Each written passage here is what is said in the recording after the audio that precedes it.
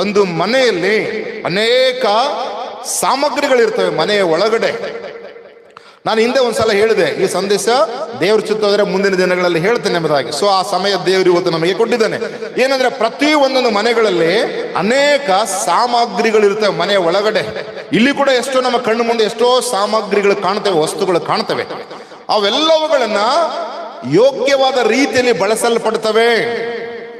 ಕೇಳಿಸ್ಕೊಳ್ತಿದ್ರು ಎಲ್ಲರೂ? ಹಲ್ಲೆಲೂಯ. ಆ ಪ್ರತಿಯೊಂದೊಂದು ವಸ್ತುಗಳು, ಮನೆಯ ಒಳಗಿರುವಂತಹ ಸಾಮಗ್ರಿಗಳು, ನಿಮ್ಮ ಮನೆಯ ಒಳಗಿರುವಂತಹ ಸಾಮಗ್ರಿಗಳೆಲ್ಲವೂ ಕೂಡ, ಅಥವಾ ಒಂದೊಂದು ವಸ್ತುಗಳು ಕೂಡ ಒಂದೊಂದು ಬಳಕೆಗೆ ಉಪಯೋಗಿಸಲ್ಪಡ್ತವೆ. ಈ ಆಲಯದಲ್ಲಿ ಕೂಡ ನಮ್ಮ ಕಣ್ಣು ಮುಂದಿರುವಂತ ಎಲ್ಲ ಸಾಮಗ್ರಿಗಳು, ವಸ್ತುಗಳೇನು ಕಾಣ್ತವಲ್ಲ, ಅವು ಒಂದೊಂದು ವಿಧವಾಗಿ ಉಪಯೋಗಿಸಲ್ಪಡ್ತಾ ಇದ್ದಾವೆ. ನಾವು ಕುಳಿತುಕೊಂಡಿರುವಂತ ಚೇರ್ಗಳು ನಾವು ಕೂತ್ಕೊಳ್ಳಿಕ್ಕೆ ಅದು ಒಳ್ಳೆ ಉಪಯೋಗಕ್ಕೆ ಬರ್ತವೆ. ಅದೇ ಚೇರ್ಗಳು ಇಲ್ಲಿ ಒಳಗಡೆ ಬೇರೆ ಇದಾವೆ, ಇದು ಬೇರೆ ರೀತಿಯಲ್ಲಿ ಉಪಯೋಗಿಸಲ್ಪಡ್ತವೆ. ಇಲ್ಲಿರುವಂತ ಈ ಒಂದು ಪುಲ್ಪಿಟ್ ಇದು ಕೂಡ ಒಂದು ಒಳ್ಳೆ ರೀತಿಯಲ್ಲಿ ಉಪಯೋಗಕ್ಕೆ ಬರ್ತದೆ. ಇದು ಎಲ್ಲರ ಬಂದಲ್ಲಿ ಉಪಯೋಗಿಸಕ್ಕಾಗಲ್ಲ. ಯಾಕೆ ಈ ಮಾತನ್ನು ಹೇಳ್ತಿದ್ದೀನಿ ಅಂದ್ರೆ, ನಮ್ಮ ಮುಂದಿರುವಂತ ಎಲ್ಲಾ ವಸ್ತುಗಳು, ನಮ್ಮ ಮನೆಯ ಒಳಗಿರುವ ಎಲ್ಲ ವಸ್ತುಗಳು ಕೂಡ ಒಂದೊಂದು ವಿಧ ವಿಧವಾಗಿ ನಾವು ಉಪಯೋಗ ಮಾಡ್ತೇವೆ. ಅದ್ರ ಬಗ್ಗೆ ಬರೆಯಲ್ಪಟ್ಟಿದೆ ಬೈಬಲ್ ಅಲ್ಲಿ. ಸೊ ಹಾಗಿದ್ರೆ ಇವತ್ತು ದೇವರು ಏನ್ ಮಾಡ್ತಿದ್ದಾನೆ, ಈ ವಾಕ್ಯಗಳ ಮೂಲಕವಾಗಿ ನಾವು ತಿಳಿದುಕೊಳ್ಳುವ 2 ತಿಮೋಥೆ 2:20 ವಾಕ್ಯವನ್ನು ಓದಿ ಕೇಳಿಸಿಕೊಳ್ಳುವ ಪ್ರಾರಂಭ ಮಾಡೋಣ. ದೊಡ್ಡ ಮನೆಯಲ್ಲಿ ಬೆಳ್ಳಿ ಬಂಗಾರದ ಪಾತ್ರೆಗಳು ಅಲ್ಲದೆ ಮರದ ಪಾತ್ರೆಗಳು, ಮಣ್ಣಿನ ಪಾತ್ರೆಗಳು ಇರುತ್ತವೆ. ಅವುಗಳಲ್ಲಿ ಕೆಲವು ಉತ್ತಮವಾದ ಬಳಕೆಗೂ ಕೆಲವು ಹೀನವಾದ ಬಳಕೆಗೂ ಬರ್ತವೆ. ಹಲ್ಲೆಲೂಯ. ಎಲ್ಲರೂ ಸಹ ಶ್ರದ್ಧೆಯಿಂದ ಆಲಿಸ್ರಿ. ನಮ್ಮ ಮನೆಗಳಲ್ಲಿ, ದೊಡ್ಡ ಮನೆಯಲ್ಲಿ ಕೆಲವು ಪಾತ್ರೆಗಳಿದಾವೆ. ವೆಸಲ್ ಅಂತಾರಲ್ಲ ಇಂಗ್ಲಿಷ್ ಅಲ್ಲಿ, ಪಾತ್ರೆಗಳು. ಆ ಪಾತ್ರೆಗಳೇನಂದ್ರೆ, ಕೆಲವು ಮನೆಗಳಲ್ಲಿ ಬೆಳ್ಳಿ ಪಾತ್ರೆಗಳಿದಾವೆ, ಬಂಗಾರದ ಪಾತ್ರೆಗಳಿದಾವೆ. ಆಮೇಲೆ ಕೆಲವು ಮನೆಗಳಲ್ಲಿ ಮರದ ಪಾತ್ರೆಗಳು ಇದಾವೆ. ಇನ್ನು ಕೆಲವು ಮನೆಗಳಲ್ಲಿ ಮಣ್ಣಿನ ಪಾತ್ರೆಗಳಿದಾವೆ. ಅವರವರ ಯೋಗ್ಯತೆ ಅನುಸಾರವಾಗಿ ಪಾತ್ರೆಗಳಿರ್ತವೆ. ನಮ್ಮ ಮನೆಯಲ್ಲಿ ಬಂಗಾರದ ಪಾತ್ರೆಗಳೆಲ್ಲ ಇವನ್ ನನ್ನ ಮನೆಯಲ್ಲಿ, ನಿಮ್ಮ ಮನೇಲಿ ಇದ್ರೂ ಇರ್ಬೋದು, ಗೊತ್ತಿಲ್ಲ. ಇದ್ರೆ ದೇವರಿಗೆ ಸ್ತೋತ್ರ. ಹಲ್ಲೆಲೂಯ. ಬಂದಾಗ ತೋರಿಸಿರಿ, ನೋಡಿ ಸಂತೋಷ ಪಡ್ತೇವೆ. ಹಾಗಿದ್ರೆ ಕೆಲವೊಂದು ಮನೆಗಳಲ್ಲಿ ಅವರವರ ಯೋಗ್ಯತೆಗೆ ಅನುಸಾರವಾಗಿ ಅವರವರ ಆಶೀರ್ವಾದ ಮೇರೆಗೆ ಪಾತ್ರೆಗಳಿರ್ತಾವಂತೆ. ಕೆಲವು ಮನೆಗಳಲ್ಲಿ ಬಂಗಾರದ ಪಾತ್ರೆಗಳಿದಾವೆ, ಕೆಲವು ಮನೆಗಳಲ್ಲಿ ಬೆಳ್ಳಿ ಪಾತ್ರೆಗಳಿದಾವೆ, ಕೆಲವು ಮನೆಗಳಲ್ಲಿ ಮರದ ಪಾತ್ರೆಗಳಿದಾವೆ, ಇನ್ನು ಕೆಲವು ಮನೆಗಳಲ್ಲಿ ಮಣ್ಣಿನ ಪಾತ್ರೆಗಳಿದಾವೆ. ಆದ್ರೆ ಎಲ್ಲಾ ಪಾತ್ರೆಗಳ ಬಗ್ಗೆ ಬರೆಯಲ್ಪಟ್ಟಿದೆ. ಅಲ್ಲಿ ಪೌಲನು ಹೇಳ್ತಾನೆ, ಈ ಎಲ್ಲಾ ಪಾತ್ರೆಗಳೇನಾಗಿದ್ದಾವೆ ಅಂತ ಹೇಳಿದ್ರೆ, ಕೆಲವು ಪಾತ್ರೆಗಳು ಉತ್ತಮವಾದ ಬಳಕೆಗೆ, ಆಮೇಲೆ ಇನ್ನು ಕೆಲವು ಪಾತ್ರೆಗಳು ಹೀನವಾದ ಬಳಕೆಗೆ ಉಪಯೋಗಿಸಲ್ಪಡ್ತವೆ. ಇಷ್ಟೆಲ್ಲ ಅರ್ಥ ಆಗಿದೆ ಅಂತ ಭಾವಿಸ್ತೀನಿ.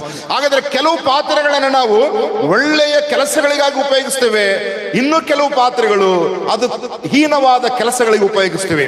ಹಾಗಿದ್ರೆ ನಮ್ಮ ಮನಸ್ಸಲ್ಲಿ ಬಂದಿರ್ತದೆ, ನಮ್ಮ ಮನೆಗಳಲ್ಲಿ ಉಪಯೋಗಿಸಲ್ಪಡುವಂತ ಕೆಲವು ಸಾಮಗ್ರಿಗಳಿದಾವಲ್ಲ, ಪಾತ್ರೆಗಳಿದಾವಲ್ಲ, ಆ ಎಲ್ಲ ಪಾತ್ರೆಗಳನ್ನ ಆಯಾ ಕೆಲಸಗಳಿಗೆ ಮಾತ್ರ ಉಪಯೋಗಿಸ್ತೇವೆ ನಾವು.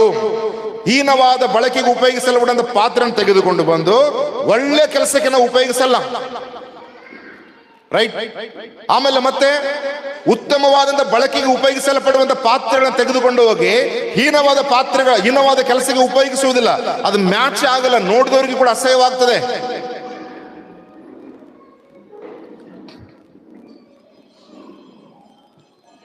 ಎಲ್ಲರೂ ಕೂತ್ಕೊಳ್ರಿ.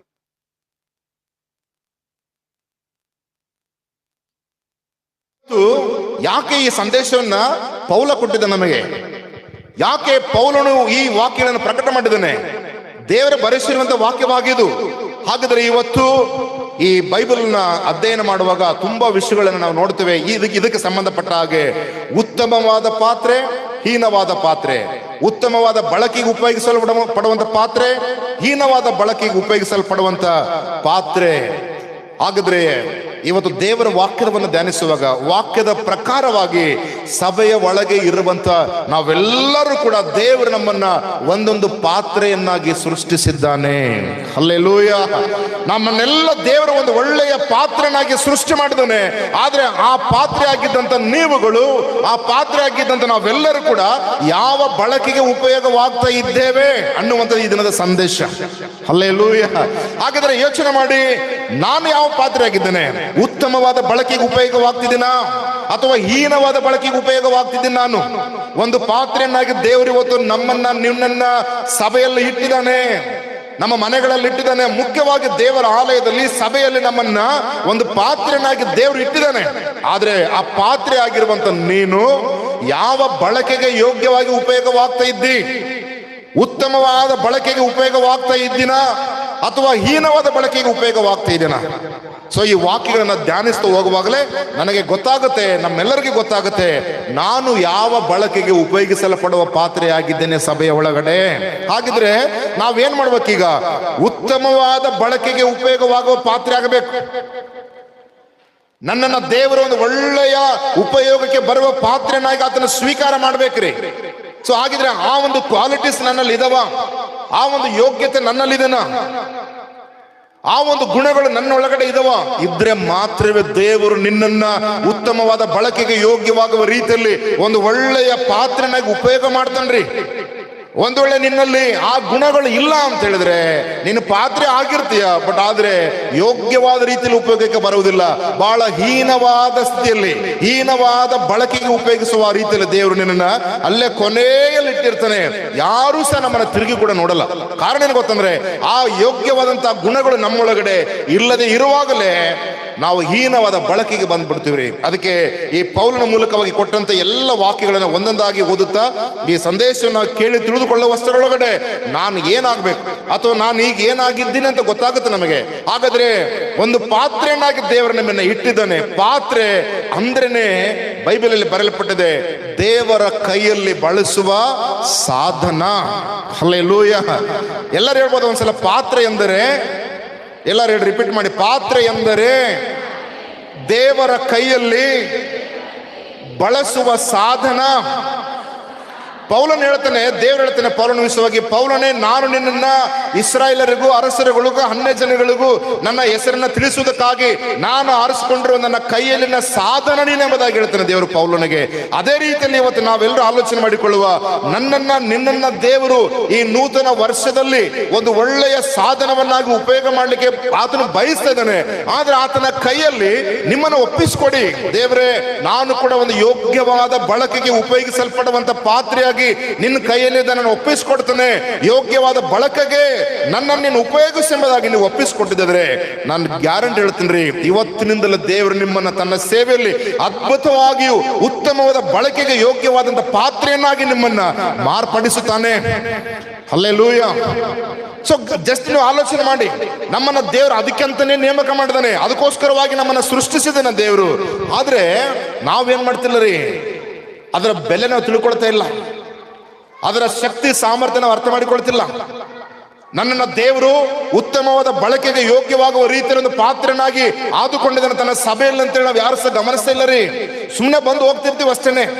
ಏನೋ ಒಂದು ನೇಮ ಇದೆ, ನಾವು ಸಭೆ ಸದಸ್ಯರುಗಳಿದ್ದೀವಿ, ಬರ್ತೀವಿ, ಸ್ವಲ್ಪ ಸಮಯ ಆಲಯದಲ್ಲಿ ಕಳೆದು ಹೋಗ್ಬಿಡ್ತೀವಿ. ಹಾಗೆ ನಮ್ಮ ಮೈಂಡ್ ಸೆಟ್ ಅಲ್ಲಿಂದ ಚೇಂಜ್ ಆಗ್ಬೇಕಾಗಿದೆ. ಈಗ ನಾವು ಏನಂತ ಹೇಳಿದ್ರೆ, ನಾನು ಸಭೆಯ ಒಳಗಡೆ ಬರುವಾಗ ದೇವರು ನನ್ನನ್ನು ತನ್ನ ಒಂದು ಒಳ್ಳೆಯ ತನ್ನ ಕೈಯಲ್ಲಿ ಒಂದು ಒಳ್ಳೆಯ ಬಳಕೆಗೆ ಯೋಗ್ಯವಾಗುವ ರೀತಿಯಲ್ಲಿ ಸಭೆಯ ಅಭಿವೃದ್ಧಿಗಾಗಿ, ದೇವರ ರಾಜ್ಯದ ಮಹಿಮೆಗಾಗಿ ನನ್ನನ್ನು ಉಪಯೋಗಿಸಬೇಕು. ಆ ರೀತಿಯಲ್ಲಿ ನಾನು ಒಳ್ಳೆಯ ಪಾತ್ರೆಯಾಗಿ ನಾನು ಸಭೆಯಲ್ಲಿ ಇರಬೇಕೆನ್ನುವಂತ ಮನಸ್ಸು ನಮ್ಮಲ್ಲಿ ಬರುವಾಗಲೇ ದೇವರು ಅದನ್ನ ಸಿದ್ಧ ಮಾಡ್ತಾನ್ರಿ. ಹಲ್ಲೆಲೂಯ. ಹಾಗಾದ್ರೆ ಇವತ್ತು ನಾವು ತೀರ್ಮಾನ ಮಾಡುವೇನೆಂದ್ರೆ, ದೇವರೇ, ನನ್ನನ್ನು ಕೂಡ ನಿನ್ನ ಸಭೆಯಲ್ಲಿ, ನಿನ್ನ ಮನೆಯಲ್ಲಿ ನನ್ನನ್ನು ಒಂದು ಒಳ್ಳೆ ಪಾತ್ರನಾಗಿ ರೂಪಿಸೆಂಬುದಾಗಿ ಯೆರೆಮೀಯ ಪ್ರವಾದಿಗೆ ಹೇಳ್ತಾನೆ ದೇವರು. ಒಂದು ಕುಂಬಾರನ ಸಾಮ್ಯದ ಬಗ್ಗೆ ಬರೆಯುವಾಗ ಹೇಳ್ತಾನೆ ನೋಡಿ, ಕೇಳಿಸ್ಕೊಳ್ಳೋ ವಚನ ಓದಿ ಯಾರಾದ್ರು. 18ನೇ ಅಧ್ಯಾಯ ವಚನ 1ರಿಂದ ಪ್ರಾರಂಭವಾಗ್ತದೆ. ಪೂರ್ತಿ ಓದ ಬೇಡ, ಅದೊಂದು ಲೈನ್ ಓದಿ ಗೊತ್ತಾಗುತ್ತೆ. ಯೆರೆಮೀಯ 18 ವಚನ 1ರಲ್ಲಿ ಯೆಹೋವನು ಯೆರೆಮೀಯ ಪ್ರವಾದಿಗೆ ಹೇಳ್ತಾನೆ, ಯೆರೆಮೀಯನೇ, ನೀನೆದ್ದು ಕುಂಬಾರನ ಮನೆಗೆ ಇಳಿದು ಹೋಗು, ಅಲ್ಲೇ ನನ್ನ ನುಡಿ ನಿನಗೆ ಕೇಳ ಮಾಡುವೆನು ಎಂಬ ಮಾತನ್ನು ದಯಪಾಲಿಸಿದನು. ಆಗ ನಾನು ಕುಂಬಾರನ ಮನೆಗೆ ಇಳಿದು ಹೋದೆನು. ಈಗೋ ಅವನು ಚಕ್ರದ ಮೇಲೆ ತನ್ನ ಕೆಲಸವನ್ನು ನಡೆಸ್ತಾ ಇದ್ದನು. ಆ ಕುಂಬಾರನು ಜೇಡಿ ಮಣ್ಣಿನಿಂದ ಮಾಡುತ್ತಿದ್ದ ಪಾತ್ರೆಯು ಅವನ ಕೈಯಲ್ಲಿ ಕೆಟ್ಟು ಹೋಗಲು ಪುನಃ ತನಗೆ ಸರಿತೋಚಿದ ಹಾಗೆ ಅದನ್ನು ಹೊಸ ಪಾತ್ರೆಯನ್ನಾಗಿ ಮಾಡಿದನು. ಹಲ್ಲೆಲೂಯಾ. ಎಲ್ಲರೂ ಹೇಳುವ ಹಲ್ಲೆಲೂಯ. ಒಂದು ಕುಂಬಾರನ ಮನೆಗೆ ಹೋಗು, ಅಲ್ಲಿ ನೋಡಿ ಮಾಡುವಂತ ಕೆಲಸವನ್ನ. ಅಲ್ಲಿ ಕುಂಬಾರ ಏನ್ ಮಾಡಿದಾನೆ, ಆ ಚಕ್ರದ ಮೇಲೆ ಮುದ್ದೆಯನ್ನಿಟ್ಟು ತನಗೆ ಬೇಕಾದ ರೀತಿಯಲ್ಲಿ ಪಾತ್ರ ಸಿದ್ಧ ಮಾಡ್ತಾನೆ. ಮಾಡುವ ಸಂದರ್ಭದಲ್ಲೇ ಅದು ಕೆಟ್ಟೋಗ್ಬಿಟ್ಟಿದ್ರಿ. ಅದು ಮಾಡುವ ಸಮಯದಲ್ಲಿ ಅದು ಕೆಟ್ಟು ಹೋದಾಗ ಮತ್ತೇನ್ ಮಾಡ್ತಾನಂತ್ರಿ, ಆ ಮುದ್ದೆನ ತಿರುಗ ಮತ್ತೆ ಚಕ್ರದ ಮೇಲೆ ಇಟ್ಟು ತನಗೆ ಸರಿ ಬೀಳುವ ಹಾಗೆ ಒಂದು ಸುಂದರವಾದ ಪಾತ್ರನಾಗಿ ಅದನ್ನ ಮತ್ತೆ ತಿರುಗ ಸರಿಪಡಿಸ್ತಾನೆ. ಆ ಒಂದು ಅಧಿಕಾರ ಆ ಕುಂಬಾರನಿಗೆ ಇದೆ. ಅದೇ ರೀತಿಯಲ್ಲಿ ಮುಂದುವರೆದು ಹೇಳ್ತಾನೆ, ಆಗ ಯೆಹೋವನು ನನಗೆ ಈ ಮಾತನ್ನು ಅನುಗ್ರಹಿಸಿದನು. ಇಸ್ರಾಯೇಲ್ ವಂಶದವರೇ, ಈ ಕುಂಬಾರನು ಮಾಡಿದಂತೆ ನಾನು ನಿಮ್ಮನ್ನು ಮಾಡಕೂಡದು. ಇಸ್ರಾಯೇಲ್ ಮನೆತನದವರೇ, ಜೇಡಿ ಮಣ್ಣು ಕುಂಬಾರನ ಕೈಯಲ್ಲಿ ಹೇಗೋ ಹಾಗೆಯೇ ನೀವು ನನ್ನ ಕೈಯಲ್ಲಿದ್ದೀರಿ. ಹಲ್ಲೆಲೂಯ. ನಾವೆಲ್ಲರೂ ದೇವರ ಕೈಯಲ್ಲಿದ್ದೀವ್ರಿ. ನಮ್ಮನ್ನು ಯಾವ ರೀತಿಯಲ್ಲಿ ಆತನು ಉಪಯೋಗಿಸಬೇಕು ಆ ರೀತಿಯಲ್ಲಿ ಉಪಯೋಗ ಮಾಡ್ತಾನೆ. ನೀನು ಕೆಟ್ಟೋಗಿದ್ದೆ ಕೆಟ್ಟ ಹೋಗ್ಲಿ ಅಂತ ಬಿಡಲ್ಲ ದೇವರು. ನೀನು ಹಾಳಾಗ್ಲಿ ಅಂತ ಬಿಡಲ್ಲ ದೇವರು. ನಿನ್ನ ತಿರುಗ ಆ ಚಕ್ರದ ಮೇಲೆ ಇಟ್ಟು ಮತ್ತೆ ಸಿದ್ಧ ಮಾಡ್ತಾನೆ, ಉತ್ತಮವಾದ ಬಳಕೆಗೆ ಯೋಗ್ಯವಾಗುವ ಪಾತ್ರನಾಗಿ ರೂಪಿಸಲಿಕ್ಕೆ. ಆದ್ರೆ ನಾವೇನ್ ಮಾಡ್ತಿಲ್ಲ, ಆ ಚಕ್ರದ ಮೇಲೆ ಬಂದು ಕೂತ್ಕೊಳ್ಳಕ್ಕೆ ರೆಡಿನೇ ಇಲ್ಲ. ಆ ಚಕ್ರದ ಮೇಲೆ ಬಂದು ಕೂತ್ಕೊಂಡು ದೇವ್ರೆ ನನ್ನನ್ನು ನೀನು ಇಷ್ಟದ ಹಾಗೆ ಒಳ್ಳೆ ಪಾತ್ರನಾಗಿ ರೂಪಿಸಪ್ಪ ಅಂತ ನಾವು ಕೇಳಿದ್ವಿ. ಯಾವತ್ತಾದ್ರು ದೇವರ ಸಾನ್ನಿಧ್ಯಕ್ಕೆ ಬರುವಾಗ ನಾವು ಹೇಗೆ ಬರ್ತೀವ್ರಿ? ದೇವರ ಆಲಯದಲ್ಲಿ ಬರುವಾಗ ನಾವು ಕೇಳ್ಬೇಕು, ದೇವ್ರೆ ನಿನ್ನ ಚಿತ್ತದಂತೆ ನನ್ನನ್ನು ನಡೆಸಪ್ಪ.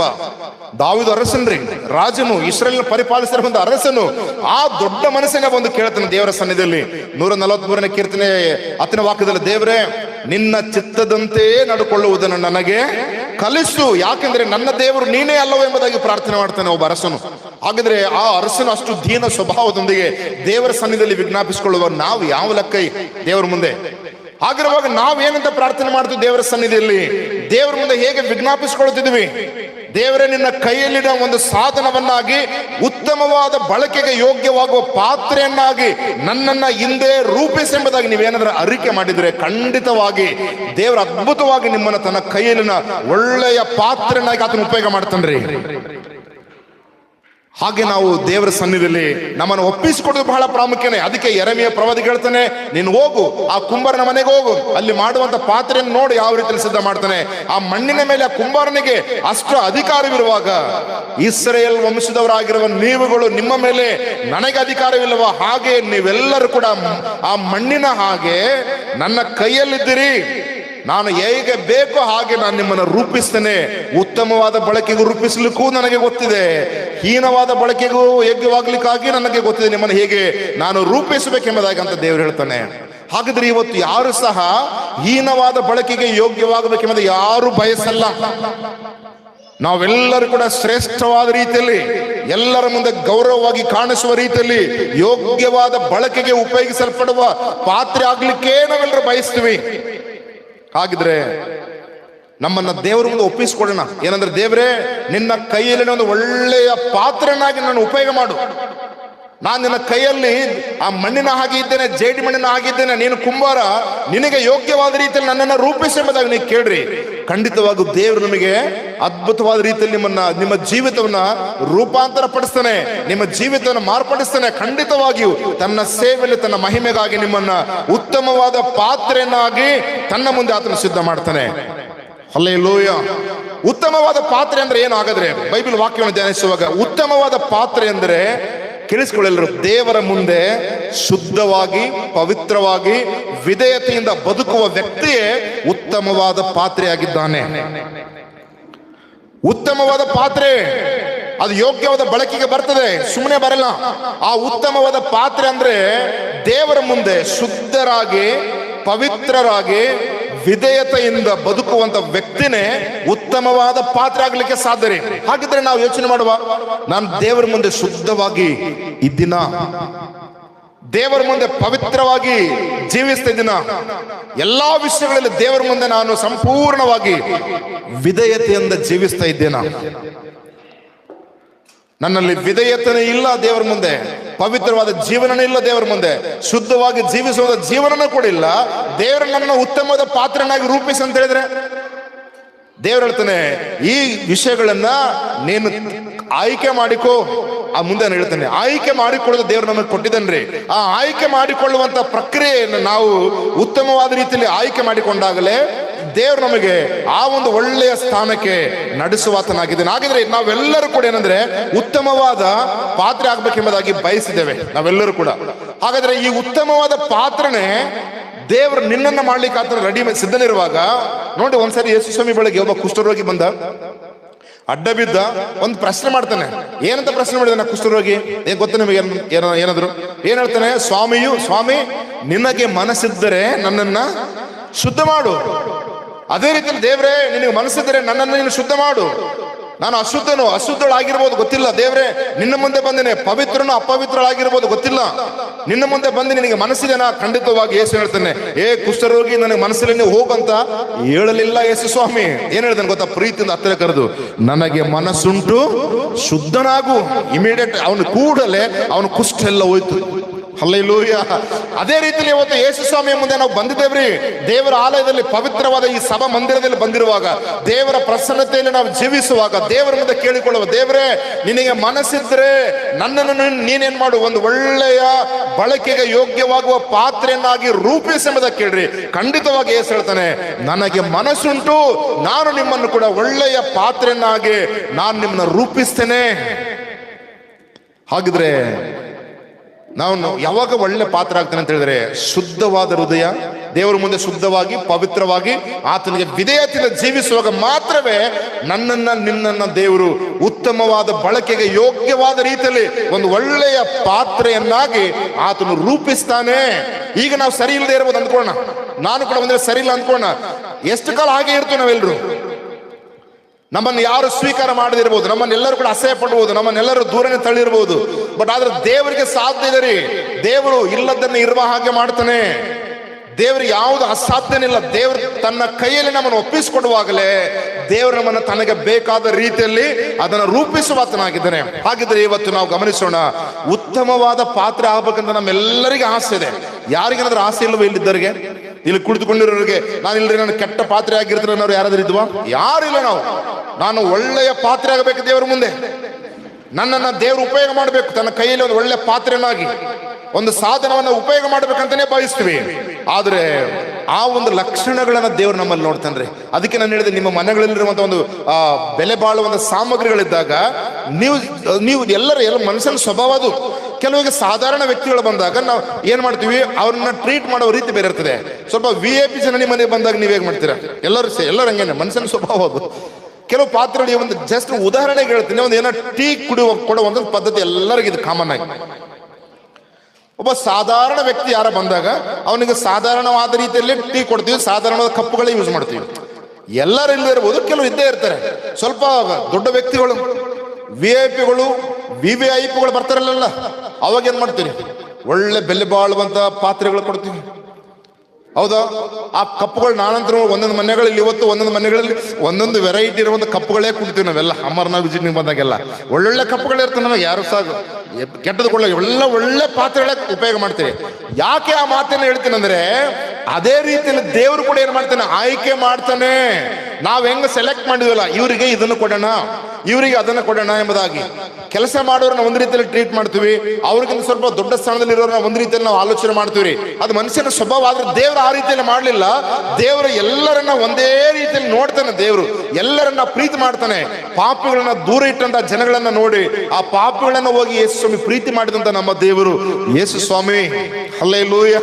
ಆಗಿರುವಾಗ ನೀವೆಲ್ಲರೂ ಯೋಚನೆ ಮಾಡಿ, ನಾನು ಉತ್ತಮವಾದ ಪಾತ್ರ ಆಗ್ಬೇಕಂತ ಹೇಳಿದ್ರೆ ನನ್ನಲ್ಲಿನ ಕೆಲವು ಗುಣಲಕ್ಷಣಗಳನ್ನ ದೇವರು ಗಮನಿಸ್ತಾನೆ ಇವತ್ತು. ಆ ಗುಣಲಕ್ಷಣಗಳು ಏನಂತ ಹೇಳಿದ್ರೆ, ಮೊದಲೇ ನಾನು ಹೇಳಿದಾಗೆ ದೇವರ ಮುಂದೆ ಶುದ್ಧವಾಗಿ ಜೀವಿಸುವಂಥದ್ದು, ಆಮೇಲೆ ಆತನ ಮುಂದೆ ಪವಿತ್ರವಾಗಿ ಜೀವಿಸುವಂಥದ್ದು, ಆತನಿಗೆ ವಿಧೇಯರಾಗಿ ಜೀವಿಸುವಂಥದ್ದು ಎಂಬುದಾಗಿ ನಾನು ಕೆಲವು ವಿಷಯಗಳು ಹೇಳಿದೆ. ಅದರಲ್ಲಿ ಒಂದು ವಾಕ್ಯ ಓದಲಿಕ್ಕೆ ಬಯಸೋಣ. ವಿಧೇಯತೆಯ ಬಗ್ಗೆ ಯೇಸು ಸ್ವಾಮಿ ಕಲಿತಿರುವಂತಹ ವಿಷಯದ ಭೂಲೋಕದಲ್ಲಿ ಬಂದಾಗ, ಅದಕ್ಕೆ 1 ಸಮುವೇಲ 15:22 ವಾಕ್ಯದಲ್ಲಿ ನಮಗೆ ತುಂಬಾ ಚೆನ್ನಾಗಿ ಗೊತ್ತಿದೆ. 1 ಸಮುವೇಲ 15:22 ಸಮುವೇಲ್ ಪ್ರವಾದಿ ಸೌಲನಿಗೆ ಒಂದು ಆಜ್ಞೆಯನ್ನು ಕೊಟ್ಟಿರ್ತಾನೆ. ಏನಂತ ಕೊಟ್ಟಿರ್ತಾನೆ? ನೀನು ಹೋಗಿ ಎಲ್ಲಾ ಶತ್ರುಗಳಿರ್ತಕ್ಕಂಥ ಎಲ್ಲಾ ಪ್ರಾಣಿಗಳನ್ನ ಕೊಲೆ ಎಂಬುದಾಗಿ, ಸಾಯಿಸ್ಬಿಡಿ ಅಧಿಕಾರ ಕೊಟ್ಟಿದ್ದ. ಆದ್ರೆ ಇವನು ಸ್ವಲ್ಪ ಅಡ್ವಾನ್ಸ್ ಆಗಿ ಯೋಚನೆ ಮಾಡಿ ಏನ್ ಹೇಳ್ತು, ಅದಕ್ಕೆ ತುಂಬಾ ಅತಿ ಬುದ್ಧಿವಂತಿಕೆಯನ್ನು ತೋರಿಸಲಿಕ್ಕೆ ಹೋಗಿ ಆ ದೇವರ ಪ್ರವಾದಿ ಆಗಿರೋ ಸಮುವೇಲನ ಮಾತನ್ನು ಮೀರಿ ದೇವರಿಗೆ ಯಜ್ಞ ಮಾಡ್ಲಿಕ್ಕಾಗಿ ಏನ್ ಮಾಡಿದಂತೆ ಕೆಲವು ಪ್ರಾಣಿಗಳನ್ನ ಹಂಗೆ ಇಟ್ಟಂತೆ ಸಾಯಿಸಿದೆ. ಆಗ ಸಮುವೇಲ ಬರ್ತಾನೆ ಅಲ್ಲಿಗೆ. ಅಲ್ಲಿ ದನಗಳ ಶಬ್ದ ಕೇಳ್ತಾನೆ, ಪ್ರಾಣಿಗಳ ಕೂಗಾಟ ಕೇಳಿದಾಗ ಸೌಲನನ್ನ ಕರೆದು ಹೇಳ್ತಾನೆ, ನಾನು ನಿನಗೆ ಏನ್ ಹೇಳಿದೆ ಸೌಲನೇ, ಆದ್ರೆ ನೀನೇನ್ ಮಾಡಿದಿ ಅಂದಾಗ ಸೌಲ ಹೇಳ್ತಾನೆ, ಇಲ್ಲ ಸಮುವೇಲ ಪ್ರವಾದಿ, ನಾನು ಇವುಗಳನ್ನ ಸಾಯಿಸದೆ ಯಾಕೆ ಉಳಿಸ್ತೀನಿ ಅಂತ ಹೇಳಿದ್ರೆ ದೇವರಿಗೆ ಯಜ್ಞ ಮಾಡ್ಲಿಕ್ಕಾಗಿ, ದೇವರಿಗೆ ಬಲಿ ಕೊಡ್ಲಿಕ್ಕಾಗಿ ಇಟ್ಟಿದ್ದೀನಿ. ಅದನ್ನ ಮಾಡ್ಲಿಕ್ಕೆ ನಿನಗೆ ಯಾರು ಹೇಳಿದ್ದು? ಹಲ್ಲೆಲೂಯಾ, ನಿನಗೆ ಹೇಳಿಲ್ಲ ಅದನ್ನ ಮಾಡ್ಲಿಕ್ಕೆ. ಹಾಗಾದ್ರೆ ಯೋಚನೆ ಮಾಡಿ, ಅಲ್ಲೇ ಮುಂದೆ ಬರೆಯಲ್ಪಟ್ಟಿದೆ, ದೇವರು ವಿಧೇಯತ್ವಕ್ಕೆ ಮೆಚ್ಚುವಷ್ಟು ಯಜ್ಞ ಹೋಮಗಳಿಗೆ ಮೆಚ್ಚುತ್ತಾನೋ? ಮೆಚ್ಚದಿಲ್ಲ. ಆ ಅವಿಧೇಯತೆ ಏನಾಗಿದೆ ಅಂತ ಹೇಳಿದ್ರೆ ಮಂತ್ರ ತಂತ್ರಗಳಷ್ಟೇ ಕೆಟ್ಟದೆಂಬುದಾಗಿ ಹೇಳ್ತಾನೆ. ಹಾಗಿದ್ರೆ ದೇವರ ಮುಂದೆ ನಾವುಗಳು ಅವಿಧೇಯರಾಗಿ ಜೀವಿಸಿ ನನ್ನನ್ನು ಉತ್ತಮವಾದ ಪಾತ್ರೆಯನ್ನಾಗಿ ರೂಪಿಸಿ ಅಂತ ಹೇಳಿದ್ರೆ ಅದು ಸಾಧ್ಯನೇ ಇಲ್ಲ ರೀ.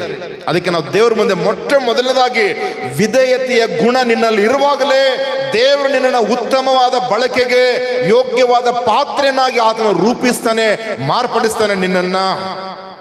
ಅದಕ್ಕೆ ದಾವೀದನು ಬರೀತಾನೆ, ನನ್ನಲ್ಲಿ ಶುದ್ಧ ಹೃದಯವನ್ನು ನಿರ್ಮಿಸಿ. ವಾಕ್ಯವಾದ 51ನೇ ಕೀರ್ತನೆ 10ನೇ ವಾಕ್ಯದಲ್ಲಿ, 51ನೇ ಕೀರ್ತನೆ 10ನೇ ವಚನ ಎಲ್ಲರಿಗೆ ಚಿರಪರಿಚಿತವಾದಂತಹ ವಾಕ್ಯ ಭಾಗದು.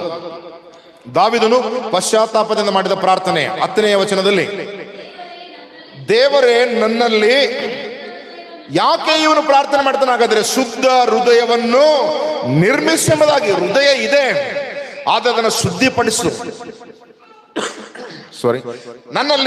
ನನಗೆ ಹೃದಯ ಇದೆ, ಅದನ್ನ ಶುದ್ಧಪಡಿಸು, ಅದನ್ನ ಶುದ್ಧಪಡಿಸುವುದಾಗಿ ಪ್ರಾರ್ಥನೆ ಮಾಡ್ತಾನೆ. ದೇವರೇ ನನ್ನಲ್ಲಿ ಶುದ್ಧ ಹೃದಯವನ್ನು ನಿರ್ಮಿಸಿ ಎಂಬುದಾಗಿ.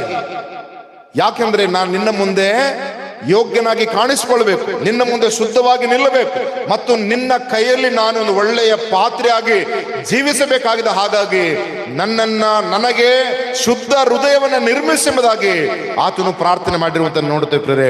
ಅದಕ್ಕೆ ಬೈಬಲಲ್ಲಿ ಬರೆಯಲ್ಪಟ್ಟಿದೆ, ಈ ದಾವೀದ ಯಾವಾಗ ದೇವರ ಬಳಿಯಲ್ಲಿ ಪ್ರಾರ್ಥನೆ ಮಾಡ್ತಾನಲ್ಲ, ದೇವರನ್ನು ಅದ್ಭುತವಾಗಿ ಉಪಯೋಗ ಮಾಡಿದಾನ್ರಿ. ದೇವರ ಅದ್ಭುತವಾಗಿ ಅವನು ಆಶೀರ್ವಾದ ಮಾಡಿದಾನೆ. ಒಂದು ವಾಕ್ಯ ಓದೋಣ, ಅಪೊಸ್ತಲರ ಕೃತ್ಯಗಳು 13ನೇ 22ನೇ ವಾಕ್ಯದಲ್ಲಿ ದೇವರೇ ಹೇಳಿದಂತ ಒಂದು ಮಾತಿದೆ, ಓದಿ ಕೇಳಿಸಿಕೊಳ್ಳುವ. ದಾವೀದನ ಬಗ್ಗೆ ದೇವರು ಒಂದು ಸಾಕ್ಷಿ ಹೇಳ್ತಾನೆ, ಏನಂತ? ಆಮೇಲೆ ದೇವರು ಅವನನ್ನು ತೆಗೆದು ಹಾಕಿ, ಅವಿಧೇಯನಾಗಿದ್ದಂತ ಸೌಲನನ್ನ ರಾಜ ಸಿಂಹಾಸನದಿಂದ ತೆಗೆದು ಹಾಕಿ ಏನ್ ಮಾಡಿದನಂತೆ? 13:22ನೇ ವಾಕ್ಯದಲ್ಲಿ, ಆಮೇಲೆ ದೇವರು ದಾವೀದನನ್ನು ಅವರ ಮೇಲೆ ಅರಸನನ್ನಾಗಿ ಮಾಡಿ,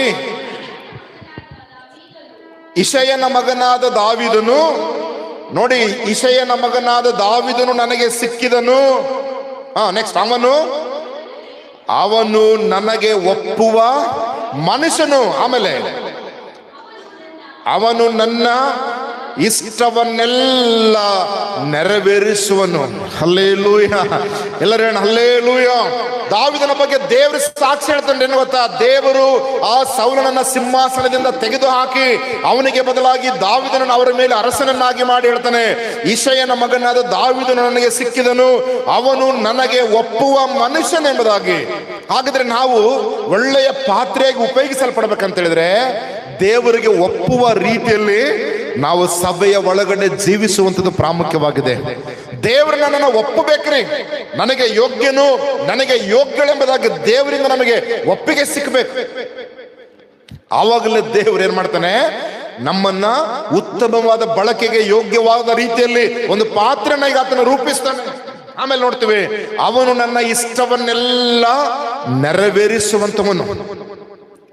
ಹಾಗಾದ್ರೆ ಇವತ್ತು ನಾವು ಯಾರ ಇಷ್ಟವನ್ನು ನೆರವೇರಿಸ್ತಿದೀವಿ? ಲೋಕದಲ್ಲಿ ಯಾರ ಇಷ್ಟವನ್ನ ಪೂರೈಸ್ತಿದೀವಿ?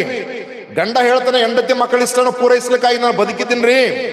ಹೆಂಡತಿ ಹೇಳ್ತಾರೆ, ಗಂಡ ಮಕ್ಕಳನ್ನು ನೋಡಿಕೊಳ್ಳಿಕ್ಕಾಗಿ ನಾನು ಬದುಕಿದ್ದೀನಿ, ಅವ್ರ ಇಷ್ಟವನ್ನ ನೆರವೇರಿಸಲಿಕ್ಕಾಗಿ. ಅದು ಮನುಷ್ಯ ಸ್ವಾಭಾವಿಕ ಜೀವನ. ಅದರ ಮುಂದೆ ಇನ್ನೊಂದು ನಾವು ಯೋಚನೆ ಮಾಡಬೇಕಾದ್ರೆ, ಇನ್ನೊಂದು ಸ್ಟೆಪ್ ನಾವು ಆಲೋಚನೆ ಮಾಡುವಾಗ ಮೇಲೆ ನಾವು ಯಾರಿಗಾಗಿ ಜೀವಿಸ್ತಿದ್ವಿ, ಆಮೇಲೆ ಯಾರಿಗಾಗಿ ಜೀವಿಸಬೇಕಾಗಿದೆ, ಲೋಕದಲ್ಲಿ ಯಾರ ಇಷ್ಟವನ್ನು ನೆರವೇರಿಸಬೇಕಾಗಿದೆ ಮೊದಲನೇದಾಗಿ. ಅದಕ್ಕೆ ಪೌಲ ಬರೀತಾನೆ, ಬದುಕುವವನ ಅಥವಾ ಜೀವಿಸುವ ನಿನ್ನ ಮೇಲೆ ತನಗಾಗಿ ಜೀವಿಸದೆ ತನಗೋಸ್ಕರವಾಗಿ ಸತ್ತು ಎದ್ದು ಬಂದ ಆತನಿಗಾಗಿ ಜೀವಿಸಬೇಕೆಂಬುದಾಗಿ ಬರೀತಾನೆ. ಹಾಗಿದ್ರೆ ನಾವೆಲ್ಲರೂ ಜೀವಿಸುವಂಥದ್ದು ಯೇಸು ಕ್ರಿಸ್ತನಿಗಾಗಿ ಜೀವಿಸುವಂಥದ್ದು. ಅದಕ್ಕೆ ದೇವರೇ ಹೇಳ್ತಾನೆ, ಈ ದಾವಿದನು ನನ್ನ ಇಷ್ಟವನ್ನೆಲ್ಲ ನೆರವೇರಿಸುವಂತವನು, ನನಗೆ ಒಪ್ಪುವ ಮನುಷ್ಯನೆಂಬುದಾಗಿ. ಆ ಕಾರಣಕ್ಕಾಗಿನೇ ಆ ಕುರಿ ಕಾಯುವಂತ ಹುಡುಗನನ್ನ ಕರೆದುಕೊಂಡು ಬಂದು ಇಸ್ರಾಯೇಲನ ಪರಿಪಾಲಿಸುವ ಆ ರಾಜ ಸಿಂಹಾಸನದ ಮೇಲೆ ನಾನು ಕೂಡಿಸಿದ್ದೇನೆಂಬುದಾಗಿ. ಹಲ್ಲೆಲೂಯಾ. ಹಾಗಾದ್ರೆ ದೇವರು ಇವತ್ತು ನಿಮ್ಮನ್ನ ನೀವೆಲ್ಲ ಕೂತಿರ್ಬೋದ್ರಿ, ಯಾವುದೋ ಸ್ಥಿತಿಯಲ್ಲಿ ನಿಮ್ಮ ಜೀವನ ಇರಬಹುದು, ಆದ್ರೆ ದೇವರ ಅಲ್ಲೇ ಇರ್ಲಿಕ್ಕೆ ನಿಮ್ಮನ್ನ ಬಿಡೋದಿಲ್ರಿ.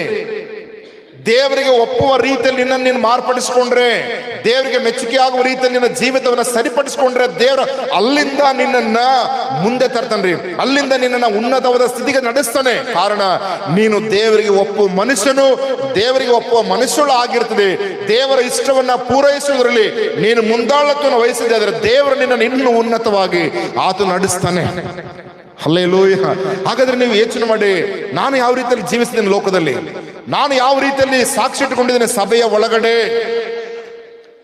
ಸಭೆಯವರೆಲ್ಲರೂ ನನ್ನನ್ನ ಏನಂತ ಗುರುತಿಸಬಹುದ್ರಿ, ಸಭೆಯ ಒಳಗಡೆ ನನ್ನನ್ನ ಏನಂತ ಗುರುತಿಸಬಹುದು. ನೀವು ಯೋಚನೆ ಮಾಡಿ, ನೀವು ಪರೀಕ್ಷೆ ಮಾಡಿಕೊಳ್ಳಿ. ನನ್ನ ಎಲ್ಲ ಬೇರೆಯವರು ನನ್ನನ್ನ ಏನಂತ ಗುರುತಿಸಬಹುದು? ಒಳ್ಳೆಯವನು, ಒಳ್ಳೆಯವಳು ಅಂತ ಹೇಳ್ಬೋದಾ, ಅಥವಾ ಅವರ ಅಂತ ಹಿಂಗ ನಮ್ಮನ್ನು ಕೇರ್ಲೆಸ್ ಮಾಡ್ಬೋದಾ?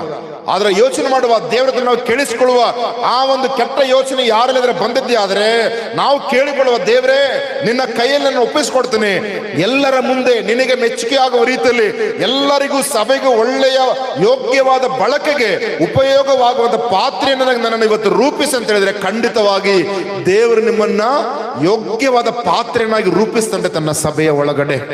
ಹಲ್ಲೆಲೂಯಾ. ಇವತ್ತು ದೇವರ ಆ ರೀತಿಯಲ್ಲಿ ಇಟ್ಟಿದ್ದಾನೆಲ್ಲ, ಅನೇಕರನ್ನ ನೋಡ್ತೀವಲ್ಲ. ಸೊ ಇನ್ನು ಎಲ್ಲರನ್ನು ಕೂಡ ಆತನ ಉಪಯೋಗ ಮಾಡ್ತಾನೆ. ಉದಾಹರಣೆಗೆ ಇನ್ನೊಂದು ಮೋಶೆ ಬಗ್ಗೆ ಆಲೋಚನೆ ಮಾಡುವಾಗ, ಮೋಶೆಯನ್ನು ಕೂಡ ದೇವರು ಉತ್ತಮವಾದ ಬಳಕೆಗೆ ಯೋಗ್ಯವಾದ ಪಾತ್ರನಾಗಿ ಇಟ್ಟನಂತ್ರಿ. ಸಂಖ್ಯಾಕಾಂಡ ಅಂತೀವಲ್ಲ, ಅದಕ್ಕೇನು ಅರಣ್ಯಕಾಂಡ. ಆ ಅರಣ್ಯಕಾಂಡದಲ್ಲಿ ಕರೆಕ್ಟ್, ಅರಣ್ಯಕಾಂಡ 12ನೇ 3ನೇ ವಾಕ್ಯದಲ್ಲಿ ಆ ಮೋಶೆ ಭೂಮಿಯ ಮೇಲಿರುವ ಎಲ್ಲಾ ಮನುಷ್ಯರಿಗಿಂತಲೂ ಬಹು ಸಾತ್ವಿಕನೆಂಬುದಾಗಿ ಬರೀತಾನೆ. ದೇವರು ಹೇಳಿದಂತ ಸಾಕ್ಷಿ. ಮೋಶೆ ಕೂಡ ಏನಂದ್ರೆ ದೇವರ ಇಷ್ಟವನ್ನ ನೆರವೇರಿಸಲಿಕ್ಕೆ ಬಂದ. ನನಗೆ ಆಗಲ್ಲ ಅಂತ ಹೇಳಿದ್ರೆ ದೇವರು ಬಿಡಲಿಲ್ಲ ರೀ.